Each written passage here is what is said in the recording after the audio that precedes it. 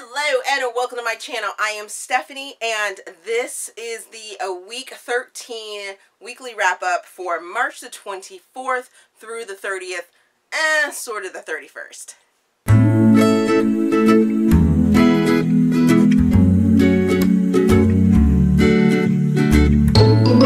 As I said, this is the weekly wrap up for week 13. We're in the teens, you guys. Woo! What are we going to do with ourselves? But it was a pretty busy week. I got home from a Polycon, super tired.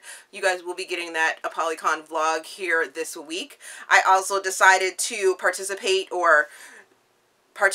in VEDA, which is video every day in April. So all week long I had been throwing out little tweets and Instagram stories asking you guys for ideas and questions and things like that. So if you put something out there and I haven't answered you, just know that you may be seeing your idea or your thoughts or your suggestions in the month of April.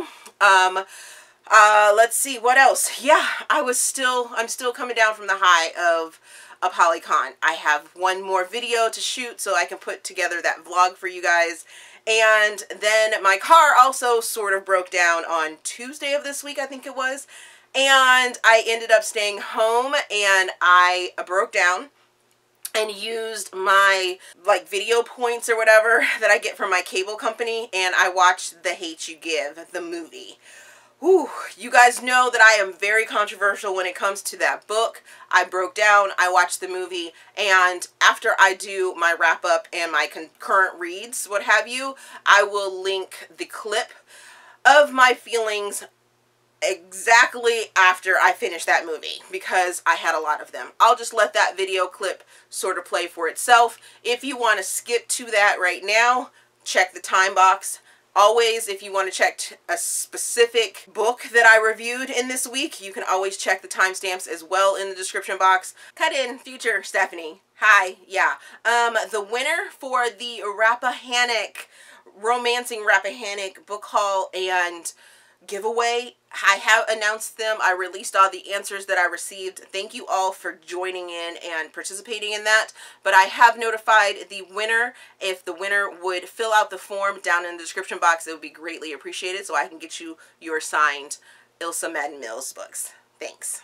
But let's get to what I read last week. Last week I started off the week finishing out Buzzwordathon by reading Protecting What's His, Line of Duty #1 by Tessa Bailey. I place this in romantic suspense. I give it 4 stars. I give it 3 Steam fans, and I listened to it on audiobook. As I said, I read this for Buzzwordathon for the word of what, and I really did enjoy the sexy, sweet banter of this story where you have a woman named Ginger. She takes her sister who isn't in a good way. They're not in a good way. They're not in a good way with her mother. And she up and moves them from Nashville to Chicago where they're sort of trying to get their lives back on track. And they end up renting a room or renting an apartment in this building with a Detective Derek, and he is so swoony and alpha male-ish, and their sweet southern banter with him is so much fun. Ginger is staying off of men, but she's still very attractive and knows how to seduce a man, and that sort of plays into the storyline as well. There is a suspense portion of this where we don't know exactly how Ginger was able to move her sister Willow up from Nashville to Chicago. Well, come to find out, there is a little mystery that goes along with her mother, and this is sort of their journey. Him being the protective guy that he is, Derek, and her being that sassy, independent woman. The next book that I read was Commander-in-Chief, White House #2 by Katy Evans, and I place this in contemporary. I give it 3.75 stars. I give it 4 Steam fans, and I listened to this on audiobook. This is the second book in the duet. I believe it's a duet of the White House, where you have Charlotte, who was the aide to Matthew, who is now president. And this is sort of their journey of how things are going to be now that he's been elected president and she can't necessarily have him, because it's a sort of unrequited love, but also a love that needs to be sort of kept under wraps so that the public eye isn't going to like damage their relationship. So this is their conclusion, and I really did enjoy it. I didn't enjoy it as much as the first book, because the first book gave me scandal feels. This one just sort of was like, wah wah. I mean, it wasn't great, but it wasn't bad either. So we'll just leave it at that. The next book that I read was Once Ghosted, Twice Shy by Alyssa Cole. I placed this in LGBT Contemporary, and this book I gave 4 stars. I gave it 3 Steam fans, and I read it as an ebook, part of my Read Bliss project that I have been doing. Well, this book follows Lakotsi, who is the special aide to the prince from A Princess in Theory, and she had a fling of sorts with a young woman named Fabiola, and the two of them were getting along really well. Lakotsi had, you know, sort of let down her walls, but then Fabiola just kind of ghosted her. And if you don't know what ghosted is, it means that Fabi just stopped calling. Well, Lakotsi is back in New York trying to get over Fabiola, where they have a chance meeting, and this is their sort of journey and look back at how their relationship was and where their relationship might go. It was interesting. I enjoyed it, and I am loving this sort of modern day royalty take in books by Alyssa Cole. I'm liking her work a lot. A lot. So I will be continuing with that series as well. The next book that I read was Protecting the Pregnant Princess by Lisa Childs, and I placed this in romantic suspense. I give it 3.25 stars. I give it 1 Steam fan. I listened to it on audiobook, and I read it for my Read Bliss project. And this book follows Charlotte and Aaron, both of which are royal bodyguards. And Aaron has a couple mistakes in his past that he is sort of trying to get over. And when he loses another asset, he finds out that Charlotte, who is a royal bodyguard to a princess, is also missing, and he knows in his heart that she is not missing, that she's still alive, that she's not dead or anything like that. And this is sort of his journey to find out where Charlotte is. Charlotte wakes up in a hospital not knowing who she is, so technically she's a Jane Doe for a little while. This book was sort of jumpy and is sort of kind of off-kiltered a little bit, but I did enjoy it once it got rolling along and things like that. There is a lot of action in this, which is why I placed it in romantic suspense. The next book that I read was Finding His Princess, Filthy Fairy Tale #1 by Parker Gray, and let me just tell you, I give this book 4 stars. I give it 5. Super hot Steam fans. And this, I listened to it as an audiobook, and this is an erotic fairy tale retelling of Cinderella. And oh, is it hot! Super hot, flaming hot. I was so surprised. I mean, I was like, ooh, sitting at work, fanning myself because it was steamy. It was so steamy. Ella is a waitress, and it still has the same storyline as Cinderella. She is the stepdaughter of this evil woman, and as she's waitressing, Grayson is the prince. He comes in after a night of drunken debauchery, sees Ella, and is like, oh, she's hot, and I want a piece of that. Well, they have sort of this instant attraction, and he propositions her, but then she doesn't take it up, and then she regrets it, and she's thinking about it the whole time. Well, Grayson can't get this waitress that he doesn't know her name off of his mind. So he goes on this search of finding out who the waitress is and how he can get in touch with her. So what does he do? As in Cinderella, there's a ball that's thrown. Fairy godmothers are instituted. Beautiful dresses are made.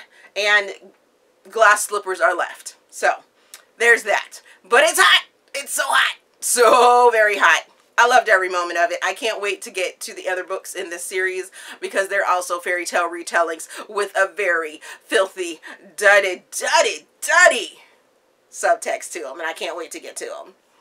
Then the last book that I read last week was Switch Bitter by Sara Nye, and this is a new adult short story. I give it 4 stars. I give it 4 Steam fans, and I listen to it on my podcast of Read Me Romance. Read Me Romance. Yes, I love me some Sara Nye, and she has not done me wrong when it comes to new adult, college setting stories. This is, I would have to say, is a great way, if you want to try Sara out just to see what her style is, this would be a great little tease for you to be like, okay, do I like her style? Yeah, I like her style. So I'm going to go and read her Douchebag series, which is amazing, or any of her other books, because I am loving Sara Nye's feel and the way she produces this banter between new adults. She doesn't make them too mature. She really does hone in on that college age sort of action and stuff like that. And all of her characters are sweet and lovable, and I mean, at least I love them. And this book was super hot. So I'm a little off kilter because I was fangirling over Sara. So this book follows Piper, who has had a crush on this guy that is in her college. They had a class together and they almost sat next to each other, but then he moved away and hasn't really talked to her, so she had this sort of unrequited love. Well, they had a bachelor auction where the guys from the Greek system would auction themselves off and go and do chores for you. You'd bid on them and stuff like that. So Piper's friend, who was like, you're going to get out of your little shell and we're going to get you your man because you've been lusting after him. We're going to get him for you, which she does. And Ryder takes it in stride, and come to find out there may be some, let's see. There may be some mutual attraction, I'll leave it at that, between the two of them. Piper and Ryder are so much fun. I love them as characters, and I wanted a little more. I wanted a little more. When I got to the end of it, I was like, what is, Sara, I'm gonna need you to make sure that you give me a little more when I get that e-copy, because I will be doing that. So those are the books that I read last week. The books that I am currently reading, sadly, I am still reading Envy. I received this late, and I am on sort of a ebook like slump right now. I read a couple last week, but I really needed to get to these that I'm about to tell you about, Envy being one of them, and by M.N. Forgy. This is book number 4 in the Elite 7 series about the 7 deadly sins by 7 authors, and I really want to get into this. It's like calling me to get into it, but with my slump for being in ebooks, it just hasn't been working out. I'm also reading Hookshot, Hoops number 3 by Kennedy Ryan, and I received this as an ARC, and being that I'm in a slump, I haven't been able to read it. I mean, I've been gushing about this book all week long for like the last 2 weeks, and when I try and sit down and read, I'm falling asleep or something like that. And it has nothing, absolutely nothing to do with the content, because I be fighting to keep my eyes open when I'm reading it, because Lotus and Kian are fun characters. I'm really enjoying them, what I have read, and I want to get to the bottom of it because I know something emotional's coming. I can feel it. I can feel it in my bones, and I don't know if I'm ready for that. Not sure if I'm ready for it yet. I'm also reading Honeymoon Hideaway by Cary Hart, which is a short story, and the first, I want to say like 15 or 20 pages that I have read, I have been laughing my butt off. But I've been reading it on my phone, which was not working out very well.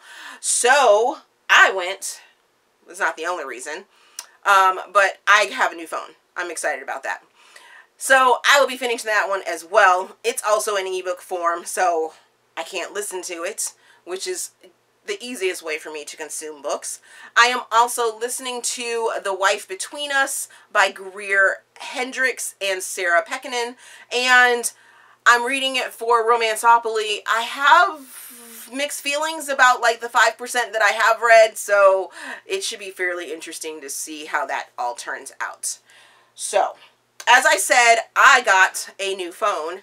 Yay! No longer do I have the pink line. I have a pretty, look at that, pretty blue screen. I'm super excited about that. And it's the Note 9, which I'm super excited to have because the pictures on this thing are absolutely amazing. Like, crazy. Got pimples and stuff like that and be showing up on the screen real bad. But I won't hold you guys any longer. I'll shoot you over to the clip for the Hate U Give feelings right after I watch the movie. So you guys know how I felt about The Hate U Give by Angie Thomas. Well, my car ended up needing to go into the shop today, and I decided to use my reward points for my cable company to go ahead and watch it. I was gonna wait until it came on one of the premium channels and then watch it that way, but I was like, I have these points that are about to expire that need to be used before they go away. So you know what, let me go ahead and rent the movie, watch it, give you guys my feelings. I have so many feelings for you. So as I said, you guys know how I felt about the movie itself, or excuse me, the book itself. I absolutely hated it. I think that it was unbalanced. I think that it portrayed white people as a whole in the negative and gave them an evil sort of connotation that all of them are racist and that the black community should band together, that everyone that is shot by a white police officer is, you know, is not doing any wrong. They're all victims and things like that. So I had to go into this movie with those same feelings. And although I think the movie did an amazing job at actually finding the balance, and I think the screenwriters took Angie Thomas's book and made it balanced and made it understandable, made it palatable to all sides of the situation, there were still parts that I think were damaging and that were sort of untrue, I would say. I do think that the movie is much better than the book is. I would actually allow my son to watch this movie. Whereas the book, I would be like, no, I'm not going to let you read that until we can like discuss and you can understand that there needs to be a balance within a book and everything like that. I think that I enjoyed the fact of the movie that Star's character really showed that there was an imbalance in her life, in herself, in not knowing how she needed to act or how she was being these two people, that she had an identity crisis. And in the book, it didn't feel that way. It just felt like she had these two sort of people that she had to be, but it didn't give a sort of reasoning or an example of, you know, why she felt that way.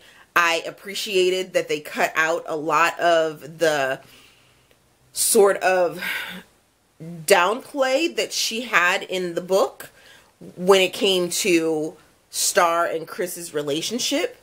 Being in a interracial relationship myself, and pretty much all through my life up until marrying my husband, I had to go through that whole mentality, or the looks, or the just I guess, the thinking that do those two people belong together, things like that. And I appreciated the movie, and in some ways it enraged me that Star in the movie didn't even, she kept blocking Chris out. It was like, he's trying to help you, he's trying to see you, and at one point, finally, it's like, I see you. I don't see that you're black, you know? I see you as a person. And I think that is one of the main things that everyone should understand, especially when it comes to interracial relationships. When you find that person that happens to be a different race than you, that you open your heart to, you don't see their color. You see them as a person. You see that they make you laugh. You see that they know you. They know your quirks. They know how to sympathize with you without knowing the struggle. I like that. I liked how Star's mom, during the riot scene, or right after the riot scene, and you hear her voice messages, is like, girl, I'm gonna tie you up. That was the feeling that I wanted in the book. Instead, in the book, I got, well, a sort of a pat on the back for being on the front page, throwing the tear gas back at the police. I mean, like I said, there were still parts of the movie that I felt gave a bad, just left a bad taste in my mouth, sort of. But I appreciated the more balance that was provided in the movie versus the book. When Star and Uncle Carlos are having the conversation in the movie about the difference, I was like, yes, finally, finally, finally. I loved that scene. Loved that scene.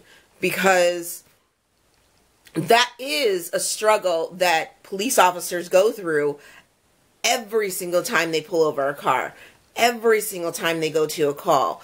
Nothing is ever routine. It is always, what is the history behind it? What am I walking into? Does that person own a gun? Does that person have a weapon on them?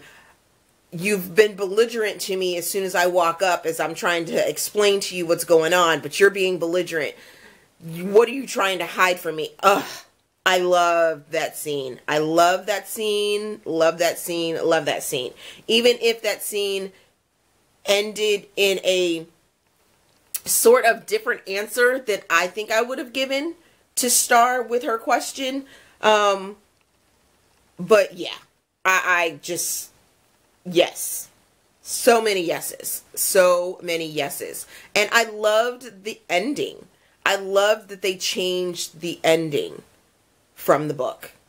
The book ending just didn't, for me, it painted all black people that have had issues with the policing and the justice system as victims, when some of them were actually criminals. The movie ending was moving. It was a eye-opening moment in, you know, finding your voice and understanding how you needed to use your voice. How we could stop this disparaging, you know, actions that are going on, so that no victims, when they are victims, happen. So those are my feelings on the Hate U Give movie versus the Hate U Give the book. I hope you guys enjoyed it, and back to my video.